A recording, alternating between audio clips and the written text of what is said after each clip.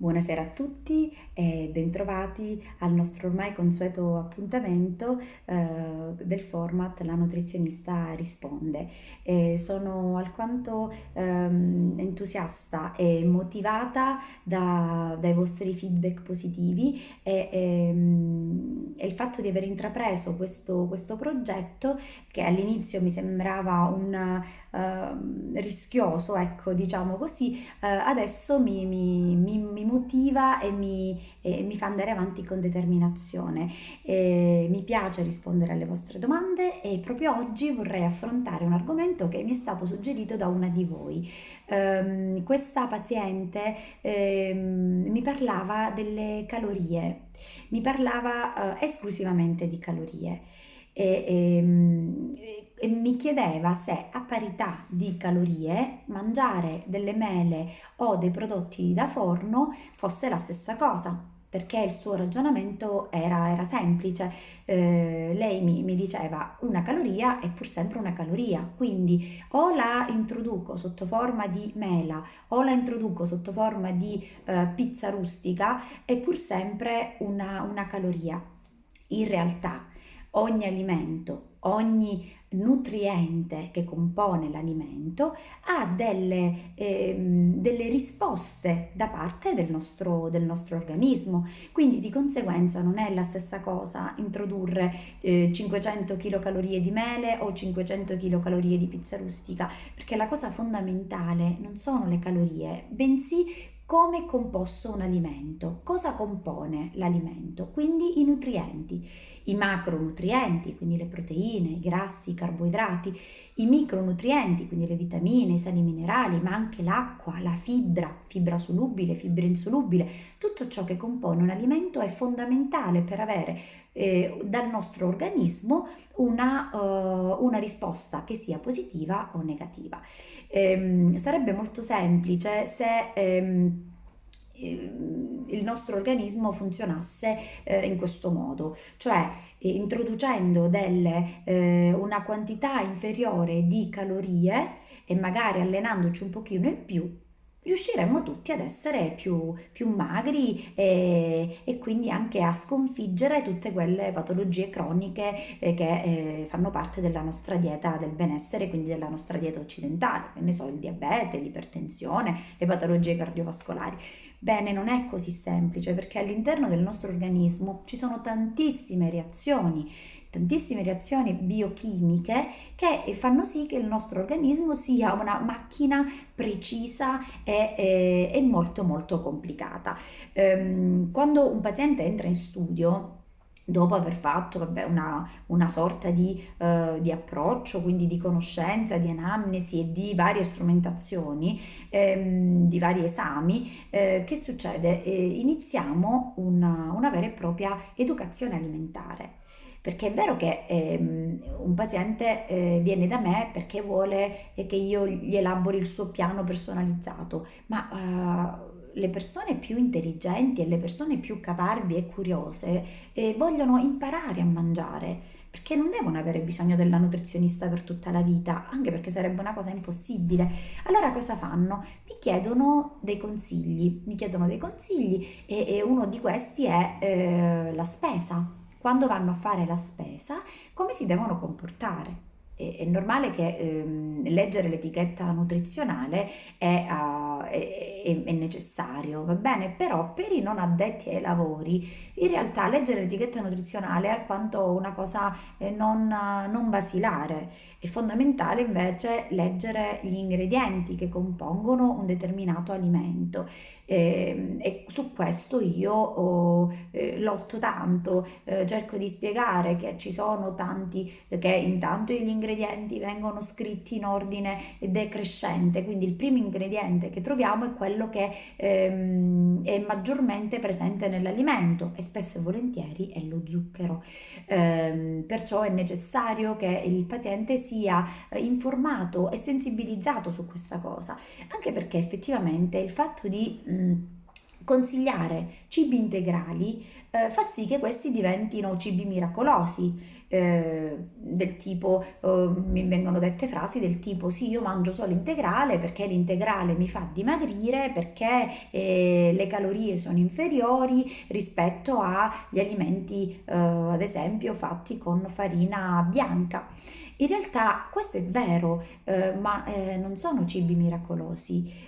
Quello che è importante è che è come è composto l'alimento, quindi di conseguenza un pane bianco rispetto ad un pane integrale, se noi andiamo su internet vediamo che le calorie, la differenza di calorie non è così eccessiva e allora le persone mi chiedono perché devo mangiare quello integrale se a parità di calorie posso mangiare quello bianco. Non demonizziamo il pane bianco, però quello integrale contiene più crusca, contiene più conserva, più vitamine e fa sì che il nostro organismo, una volta ingerito, abbia una risposta diversa rispetto al pane bianco, al pane raffinato. La differenza sta proprio nella raffinazione della materia prima, ok? Quindi il fatto di utilizzare farina di tipo 0, di tipo 00 fa sì che il pane, in questo caso per esempio, abbia una risposta diversa da parte del nostro organismo, quindi una risposta insulinemica diversa. Che cosa significa? Se noi introduciamo del pane bianco, il nostro organismo avrà come prima reazione quella di innalzare la glicemia nel sangue e questo è normale. E naturalmente per far sì che questa poi venga abbassata l'organismo produce dell'insulina. L'insulina che è un ormone importantissimo che serve ad abbassare questa glicemia, questo zucchero nel sangue e di conseguenza fa sì che i nutrienti, quindi lo zucchero, riesca a entrare nelle varie cellule. Noi quello che dobbiamo fare è cercare di mantenere una calma insulinemica, cioè dobbiamo far sì che il nostro organismo abbia un innalzamento della glicemia, quindi dello zucchero nel sangue, ma non ci siano dei picchi di glicemia e questo lo possiamo fare introducendo alimenti meno raffinati, per esempio introducendo gli alimenti integrali, il pane integrale per esempio. Ecco la differenza sta nella risposta che il nostro organismo ha verso quel determinato alimento. Perciò non possiamo, se io dovessi elaborare un piano alimentare che si aggira intorno a 1500 kcal, potrei tranquillamente mettere nell'arco della giornata una pizza margherita, una Coca-Cola e raggiungere su per giù le 1500 kcal.